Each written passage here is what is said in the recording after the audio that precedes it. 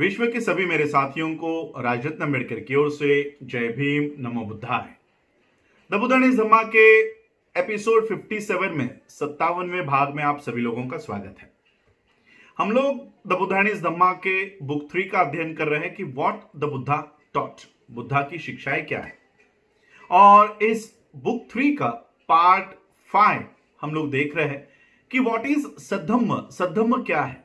और सद्धम्म के जो 4 पार्ट्स है, पहला पार्ट कि सद्धम्म के कार्य कौन से है, वो पार्ट हम लोग देख रहे हैं। पहला चैप्टर कि मन के अशुद्धता को शुद्ध करना, ये सद्धम्म का पहला कार्य है, ये कल हम लोगों ने देखा। और आज इस सद्धम्म के कार्य का दूसरा चैप्टर हम लोग देखने जा रहे हैं और इस चैप्टर का नाम है to make the world a kingdom of righteousness. इसका हिंदी में अनुवाद होगा, राइटियसनेस का गूगल ट्रांसलेट में कई सारे अर्थ इसके दिए गए हैं। तो यहां पर जो अर्थ फिट बैठता है वो है पृथ्वी को या विश्व को धम्म राज्य बनाना। ये सदाचार, ये सद्धम्म का दूसरा काम है। तो चलिए इस एपिसोड की शुरुआत करते हैं। डॉक्टर बाबा साहब अंबेडकर लिखते हैं कि what is the purpose of religion, धर्म का उद्देश्य क्या है। यह एक ऐसा सवाल है जिस पर अलग अलग धर्मों ने अलग अलग जवाब दिए हैं। और सबसे आम जवाब यह है कि इंसान को, मनुष्य को भगवान की, ईश्वर की तलाश में लगाना, ईश्वर के मार्ग पर लगाना और इंसान का आत्मा की मुक्ति का महत्व इंसान को समझाना, मनुष्य को उसके आत्मा की मुक्ति का क्या महत्व होता है यह समझाना, यह सबसे आम जवाब धर्म के उद्देश्य का दिया जाता है। ज्यादातर धर्म ये 3 राज्यों की बात करते हैं। पहला राज्य स्वर्ग का राज्य, दूसरा पृथ्वी का राज्य कहलाता है और तीसरा नरक का राज्य कहलाता है। ऐसा कहा जाता है कि स्वर्ग के राज्य पर भगवान का, ईश्वर का राज होता है। नरक के राज्य पर शैतान का अविवादित साम्राज्य या एक अधिकार शैतान का होता है। और पृथ्वी के बारे में विवाद है। इस पर ना तो शैतान का राज है ना तो भगवान का राज है, लेकिन किसी ना किसी दिन इस पृथ्वी पर भी भगवान का राज आएगा, ऐसी उम्मीद की जाती है। कुछ धर्मों में स्वर्ग के राज्य पर भगवान का सीधा अधिकार होने की वजह से या भगवान का सीधा शासन होने की वजह से वहां पर धर्म राज्य स्थापित हो चुका है। अन्य धर्मों में स्वर्ग का राज्य ये पृथ्वी पर नहीं है, ये स्वर्ग का ही, यानी स्वर्ग के राज्य का दूसरा नाम स्वर्ग ही है। वहां केवल वही लोग जा सकते हैं जो भगवान पर और भगवान के भेजे हुए पैगंबर पर या भगवान के भेजे हुए मसीहा के ऊपर जो व्यक्ति विश्वास रखता है, विश्वास करता है, केवल वही व्यक्ति इस स्वर्ग में जा सकता है। और जब वो स्वर्ग में पहुंचता है तब जो वफादार होता है, जो भगवान का वफादार होता है, भगवान के दलालों का, भगवान के मसीहाओं का, भगवान के पैगंबरों का जो वफादार होता है, उसे संसार के सारे सुख उसके पहुंच में होते हैं। सभी धर्म यही सिखाते हैं और कि इंसान को इस स्वर्ग के राज्य में पहुंचना ही उसके जीवन का ध्येय होना चाहिए। सभी धर्मों की यही शिक्षा है कि स्वर्ग में पहुंचना ही इंसान का उद्देश्य होना चाहिए। और स्वर्ग के राज्य में कैसे पहुंचा जाए, यही इंसान के जीवन का अंतिम लक्ष्य होना चाहिए। यही धर्मों की शिक्षा या धर्मों का कहना है। तथागत बुद्ध का इस सवाल के ऊपर कि धर्म का उद्देश्य क्या है, इसके ऊपर उनका एक अलग ही जवाब था। उनका जवाब इन सारे जवाबों से भिन्न था। तथागत बुद्ध ने लोगों को कभी नहीं बताया कि इंसान के जीवन का उद्देश्य किसी काल्पनिक स्वर्ग में पहुंचना या किसी काल्पनिक स्वर्ग की प्राप्ति होना चाहिए। तथागत बुद्ध ने धर्म का, मैं यहां पर धर्म नहीं कहूंगा, क्योंकि थोड़ा सा अपार्ट फ्रॉम दिस एपिसोड, इस टेक्स्ट, इस सारे लिखे हुए डॉक्टर बाबा साहब अंबेडकर जी द्वारा लिखे हुए इस टेक्स्ट के अलावा मैं आपको कहना चाहता हूं कि धर्म का राज्य और धम्म का राज्य, इसमें काफी फर्क है। जैसे हम लोग रामायण में देखते हैं कि शंभूक ने पढ़ाई करने पर, उसने शिक्षा ग्रहण करने पर राम जैसा व्यक्ति उसको आकर बाण से मार डालता है। तो ये होता है धर्म का राज्य, जहां पर चातुर्वर्ण व्यवस्था है, महिलाओं के ऊपर शोषण है। इसलिए मैं धर्म का राज्य नहीं कहूंगा, मैं धम्म का राज्य कहूंगा, क्योंकि यहां पर इक्वलिटी है, समानता है, बंधुता है, और ये सभी धम्म राज्य में आता है। इसलिए मैं जहां जहां पर राइटियसनेस, धर्म का राज्य ये शब्द आएगा, मैं वहां पर धम्म का राज्य ये उल्लेख करूंगा। इसलिए फिर से अपने टेक्स्ट की ओर चलते हैं। धर्म का राज्य, धम्म का राज्य ये धरती पर ही हो सकता है। तथागत बुद्ध का कहना है कि तथागत बुद्ध ने लोगों को कभी नहीं कहा कि इंसान के जीवन का उद्देश्य किसी काल्पनिक स्वर्ग की प्राप्ति होना चाहिए, बल्कि धम्म का राज्य ये धरती पर ही और इंसान को यहां अपने सही आचरण या सदाचरण से ही पहुंचा जा सकता है। यानी जो धम्म का राज्य है ये कहीं स्वर्ग में नहीं होगा, ये किसी काल्पनिक स्वर्ग का भाग नहीं होगा, ये धरती पर ही स्थापित हो सकता है और इंसान अपने अच्छे कर्मों से, अपने अच्छे आचरण से, सदाचरण से वहां पर पहुंच सकता है। तथागत बुद्ध ने लोगों को बताया कि अगर वो अपने जीवन से दुख को या कष्ट को मिटाना चाहते हैं तो वो दूसरों के साथ अच्छा व्यवहार करे, सदाचरण करे, और इस धरती पर धम्म का राज्य स्थापित करे। और यही वो सिद्धांत है जो तथागत बुद्ध के धम्म को अन्य धर्मों से अलग रखता है, भिन्न रखता है। तथागत बुद्ध का सारा जोर, ये तथागत बुद्ध का धम्म ये पंचशील, अष्टांग मार्ग और 10 पारमिताओं पर ये धम्म, तथागत बुद्ध का धम्म जोर देता है, महत्व देता है। तथागत बुद्ध ने इन्हें अपने धम्म का आधार या मूल क्यों बनाया? तथागत बुद्ध ने पंचशील, अष्टांगिक मार्ग और 10 पारमिताओं को अपने धम्म का मूल, बेस, आधार क्यों बनाया? क्योंकि ये ही ऐसे जीवन का मार्ग का निर्माण करता है जो अकेले ही, जो ये 10 पारमिता, अष्टांगिक मार्ग और पंचशील, ये अकेले ही इंसान को सदाचारी बनाते हैं। एक इंसान का दूसरे इंसान के साथ अन्याय करना ही इंसान के दुख का कारण होता है और केवल सदाचरण ही इस अन्याय को खत्म कर सकता है, दूर कर सकता है और उससे निर्माण होने वाले दुख को दूर किया जा सकता है। और इसलिए तथागत बुद्ध का कहना था कि धम्म का काम केवल उपदेश देना नहीं होना चाहिए। धम्म का काम केवल उपदेश देना नहीं होना चाहिए, पूजा अर्चा करना नहीं होना चाहिए, व्रत रखना नहीं होना चाहिए।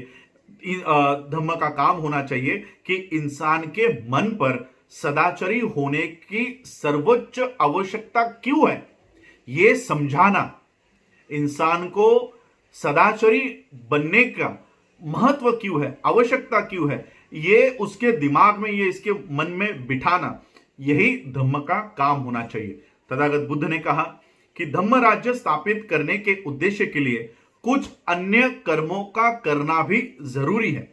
धम्म को, इंसान को सदाचरण क्या होता है, अच्छा आचरण क्या होता है, यह सिखाना चाहिए और उस सदाचरण मार्ग पर कैसे चला जा सकता है, उस सदाचरण मार्ग का पालन कैसे किया जा सकता है, यह बताना बहुत जरूरी है।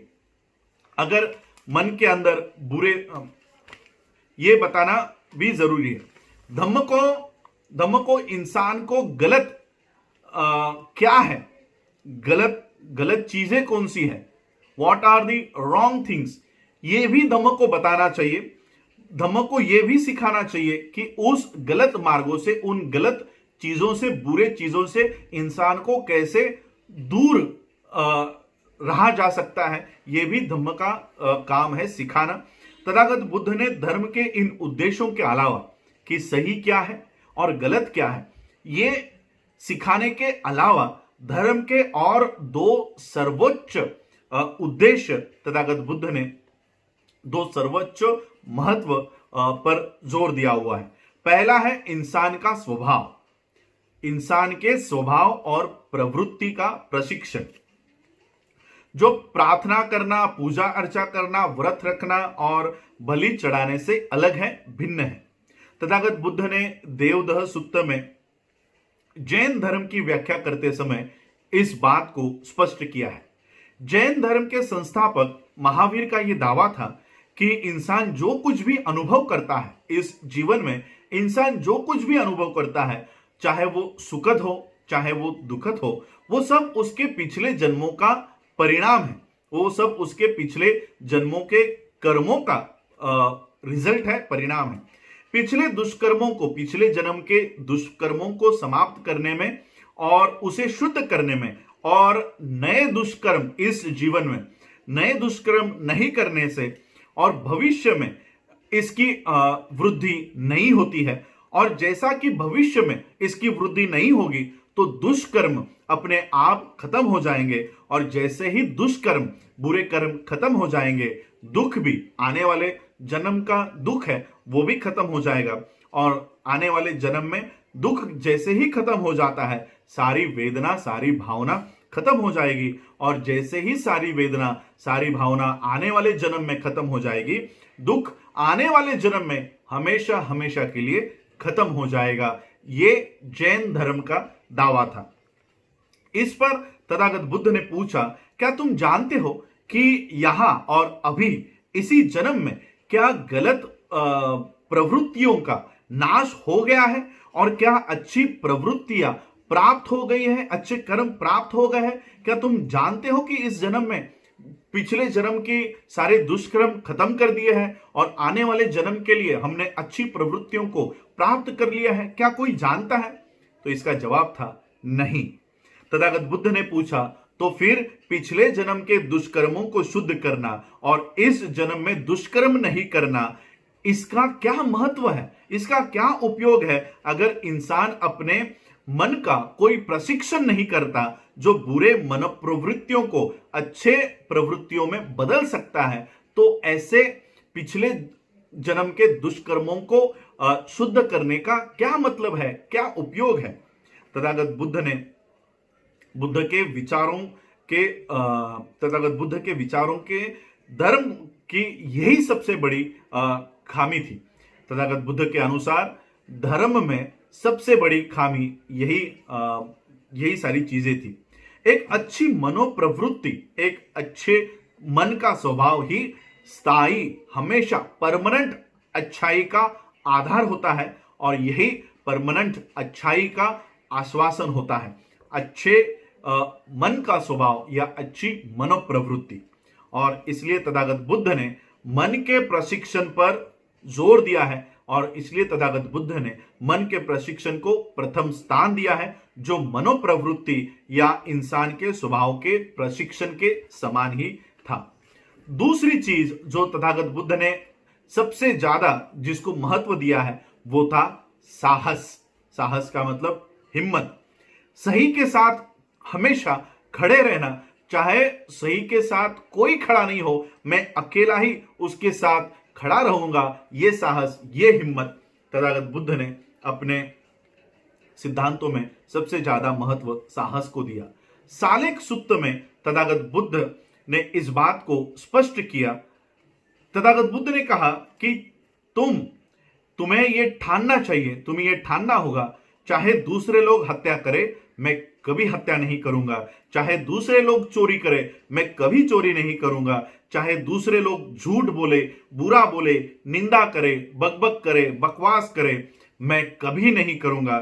चाहे दूसरे लोग लोभी हो, लालची हो, मैं कभी भी लोभी नहीं होऊंगा, लालची नहीं होऊंगा। चाहे दूसरे लोग दुष्ट क्यों ना हो, मैं कभी भी दुष्ट नहीं होऊंगा। चाहे दूसरे लोग मिथ्या दृष्टि रखते हो, मिथ्या संकल्प वाले हो, मिथ्या वाणी रखते हो, मिथ्या कर्मांत पर विश्वास रखते हो, मिथ्या एकाग्रता वाले हो, मैं हमेशा अष्टांग मार्ग का पालन करूंगा। सम्यक दृष्टि, सम्यक संकल्प, सम्यक वाणी, सम्यक कर्मांत, सम्यक आजीविका, सम्यक प्रयत्न, सम्यक स्मृति और सम्यक समाधि। चाहे दूसरे सत्य के बारे में गलत हो, मोक्ष के निब्बाण के बारे में गलत हो, मैं हमेशा सही रहूंगा। चाहे दूसरे विचिकित्सक हो, मैं हमेशा चिकित्सा करूंगा। चाहे दूसरे आलसी हो, मूढ़ता के अधीन हो चुके हो, मैं कभी आलसी या मूढ़ता के अधीन नहीं होऊंगा। चाहे दूसरे आत्मसंतुष्ट हो, मैं हमेशा विनम्र रहूंगा। चाहे दूसरे क्रोधित हो, द्वेष करते हो, ईर्ष्या करते हो, जलन करते हो, कंजूस हो, लोभी हो, कपटी हो, पाखंडी हो, धोखेबाज हो, अविवेकी हो, गर्विष्ठ हो, गुस्ताख हो, बुरे मित्रों की संगत करने वाले हो, लापरवाह हो, अंधविश्वासी हो, निर्लज्ज हो, चारित्र्यहीन हो, मूर्ख हो, मैं हमेशा इसके विपरीत रहूंगा। चाहे दूसरे लोग अस्थाई या ऐहिक चीजों के वश में पड़े हो, मैं या उनसे लिपटे हो, मैं हमेशा अस्थाई चीजों के वश में और उनसे लिपटा नहीं रहूंगा। इच्छा शक्ति का विकास ही सही चेतना की स्थिति का निर्माण करने में प्रभावकारी है। इच्छा शक्ति का विकास, या ना कि वाणी या कर्म की बातें। और इसीलिए हे कुंद, तथागत बुद्ध कह रहे हैं कि और इसीलिए हे कुंद, ऊपर बताए गए सभी संकल्पों को पूरा करने के लिए इच्छा शक्ति का विकास करना बहुत जरूरी है। इच्छा शक्ति का विकास करना आवश्यक है। बुद्ध के अनुसार यही है जो धम्म का उद्देश्य है, यही धम्म का उद्देश्य होना चाहिए। इसके अलावा किसी काल्पनिक स्वर्ग की प्राप्ति या आत्मा की मुक्ति, ये किसी धर्म का उद्देश्य नहीं होना चाहिए। अगर किसी धर्म का उद्देश्य स्वर्ग की, काल्पनिक स्वर्ग की प्राप्ति हो या आत्मा के मोक्ष की प्राप्ति हो, तो ऐसा धर्म अपनाने योग्य नहीं है। और यही है सदाचरण का दूसरा काम, दूसरा कार्य, इस धरती को, इस विश्व को सद्धम्म या धम्मराज्य बनाना, धम्मराज्य इस धरती पर स्थापित करना, यही सद्धम्म का दूसरा कार्य है।